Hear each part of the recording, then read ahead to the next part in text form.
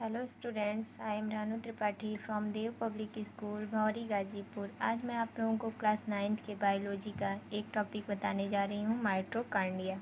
Mitochondria या कॉन्ड्रियोसोम। Mitochondria को कॉन्ड्रियोसोम भी कहते हैं। माइटोकॉन्ड्रिया की खोज अल्टमान नामक वैज्ञानिक ने 1900 में की थी। माइटोकॉन्ड्रिया को कोशिका का पावर हाउस कहते हैं। ये कोशिका द्रव्य में छोटे छोटे कणों, तंतुओं, गोलों या छड़ों के रूप में पाए जाते हैं। संरचना: प्रत्येक माइटोकॉन्ड्रिया दोहरी दीवारों वाले थैली या फ्लास्क के समान होती है। दोहरी दीवार यानी इनर मेम्ब्रेन और आउटर मेम्ब्रेन। डबल दीवार इसकी पाई जाती है।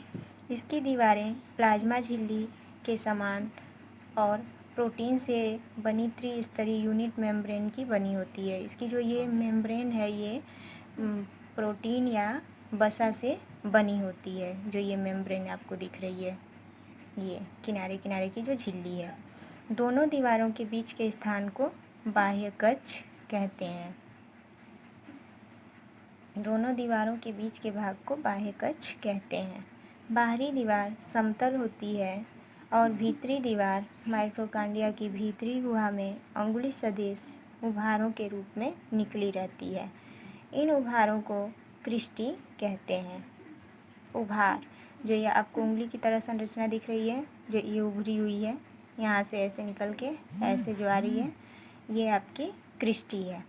इन्हें क्रिस्टी कहते हैं। क्रिस्टी पर अनेक छोटे घुंडी के समान सवृत, इस पे छोटे छोटे जो घुंडी की तरह कण लगे हुए हैं, इन्हें आक्सीसोम या F1 कण कहते हैं।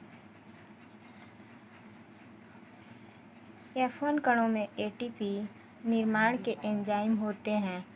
माइटोकॉन्ड्रिया की गुहा में प्रोटीन युक्त और तरल मैट्रिक्स भरा होता है।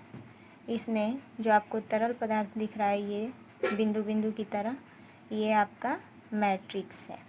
मैट्रिक्स तथा भीतरी दीवार में श्वसन एंजाइम होते हैं। मैट्रिक्स में माइटोकॉन्ड्रिया अपने राइबोसोम तथा DNA होते हैं। ये आपका फिगर है माइटोकॉन्ड्रिया का, जिसमें देखिए माइटोकॉन्ड्रिया के अंदर DNA पाया जा रहा है। ये जो आपको बिंदु बिंदु की तरह संरचना दिख रही है, ये मैट्रिक्स है, तरल पदार्थ, ये राइबोसोम है और ये माइटोकॉन्ड्रिया की बाह्य झिल्ली है। ये माइटोकॉन्ड्रिया का बाह्य कक्ष है और ये आंतरिक कक्ष है, आंतरिक झिल्ली है। आंतरिक झिल्ली जो है आपको उंगली की तरह संरचना बनाती है, जिसे क्रिस्टी कहते हैं। ये आपकी उंगली के समान जो संरचना है, इसे क्रिस्टी बोला जा रहा है। इस पे जो घुंडी की तरह कण लगे हुए हैं, उन्हें आक्सीसोम बोला जा रहा है। आक्सीसोम की लंबाई कम से कम 80 एंगस्ट्रॉम से 100 एंगस्ट्रॉम तक होती है। अब माइटोकॉन्ड्रिया के कार्य। माइटोकॉन्ड्रिया कोशिका के अंदर होने वाले ऑक्सी श्वसन, कार्बोहाइड्रेट तथा वसा के ऑक्सीकरण द्वारा ऊर्जा उत्पन्न करती है, जिसे हम इस रिएक्शन के द्वारा समझ लेते हैं। इसमें रिएक्शन है C6H12O6, ये फॉर्मूला है ग्लूकोज का, प्लस 6O2 यानी ऑक्सीजन, किसकी उपस्थिति में? एंजाइम की उपस्थिति में। अब क्या बनाते हैं? तो 6CO2 यानी कार्बन डाइऑक्साइड, 6H2O यानी जल और प्लस ऊर्जा उत्पन्न करते हैं।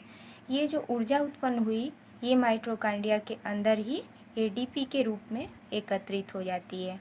ADP का मतलब एडिनोसिन डाइफॉस्फेट, और फिर ATP का निर्माण होता है। ATP में एडिनोसिन ट्राइफॉस्फेट। जब ATP यहाँ से निकलकर कोशिका में जाता है, तो फिर ADP में बदल जाता है और ऊर्जा को आवश्यक कार्यों के लिए देता है। इस ऊर्जा का उपयोग कोशिका के विभिन्न क्रियाओं को संपन्न करने में होती है। इसी के कारण इसे कोशिका का पावर हाउस भी कहा जाता है। Thank you.